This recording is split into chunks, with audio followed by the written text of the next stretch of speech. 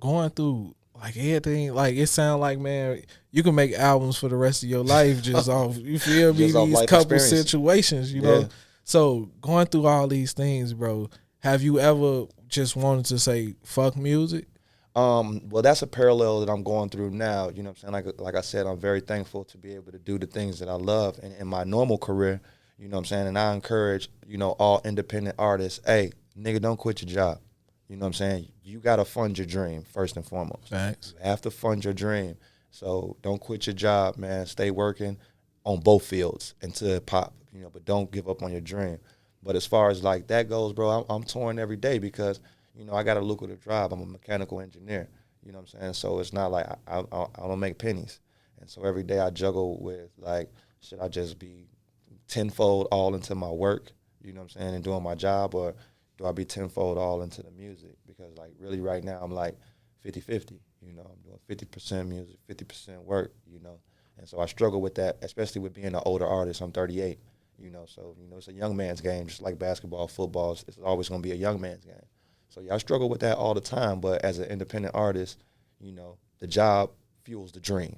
You know what I'm saying? So, when you got the people close to you saying that you have a classic, does that also keep that motor in your back? Yeah, that's what charged me up.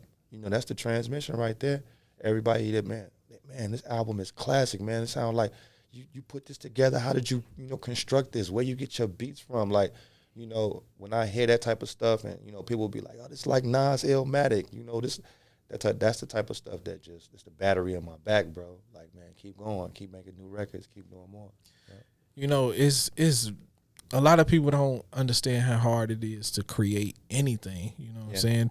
To even be in a creative mind state takes a lot. You know what I'm saying? Because, like you say, you work a job. You don't need to make music. You know what I'm saying?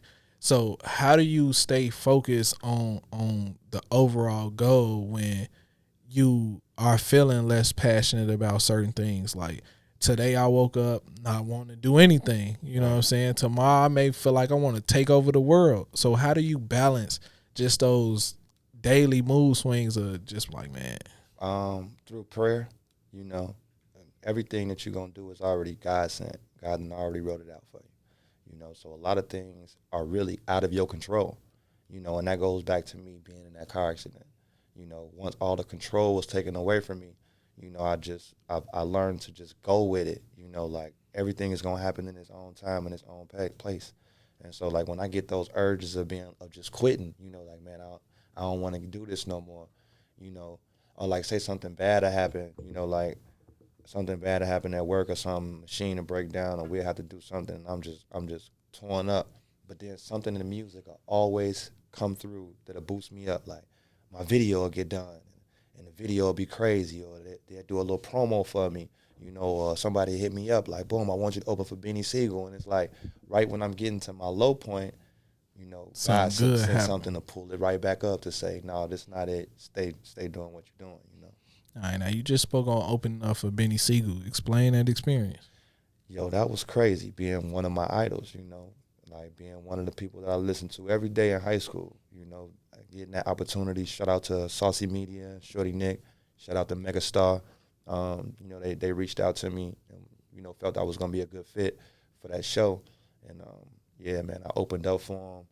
There was a couple acts that went before me, but when I went on, you know, we went crazy. It's called the JoviDaGod experience if anybody comes out to see me. And, man, it was crazy. We shut it down.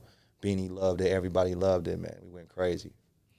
Now, being a musician and opening up for one of your idols, I can only imagine how that moment felt for you. You know what I'm saying? So explain, like, what those moments are like when you actually get to do something, man, that you probably always dreamed of this but never saw it happening, and then it happened. Yeah, it's like nostalgia, man. Like, I told my brother, he was like, boy, you was on stage, you had that Leroy glow. You know what I'm saying? He was like, boy, you was glowing like Leroy up there. You know what I'm saying? Because of the nostalgia of it. Like, you know, I ain't there, but I'm getting there. You know what I'm saying? And it's like, I'm on the big stage now. You know what I'm saying? I got 500 people watching me. I was just rocking the show. I had 25 people rocking with me. You know what I'm saying? And it's like reaching that point, you know, like I said, it's the battery in your back. It's like a rush, you know, like I never smoked crack, but I imagine that's what smoking crack was like for the first time. You know, I watched the shows, you know what I'm saying? Like, I imagine that, you know, LSD, ecstasy, whatever it is, that was that euphoric feeling, bro. Like, I had never felt anything like that before, ever, man. I had the Leroy glow. Now you draw basically off your life experiences. Explain to the people like what's that process of you actually sitting down putting pen to pad? Yeah, so my creative process, I always start with the beat, some herbal tea, some herbs, and some sage. You know, that's to get all the vibes right. And the beat really gonna talk to me. I'm a Scorpio, so I'm naturally emotional. So it's easy for me to tap into my emotions. And you know, once the beat start talking to me, I'm a writer. You know, I ain't gonna cap like I go off the dome. No, I'm a writer, and I meditate on it, and I take my time with it because I like to craft it perfectly. You know, I'm from the era of bars, so you still got to have a message. You still got to have bars. So the creative process. I would tell people this: don't rush. You know, don't rush perfection of what your art is. You know what you want to hear. You know what you want to, what the sound is. Stay true to your sound, and don't rush. You know what I'm saying? And pour your heart out. You know.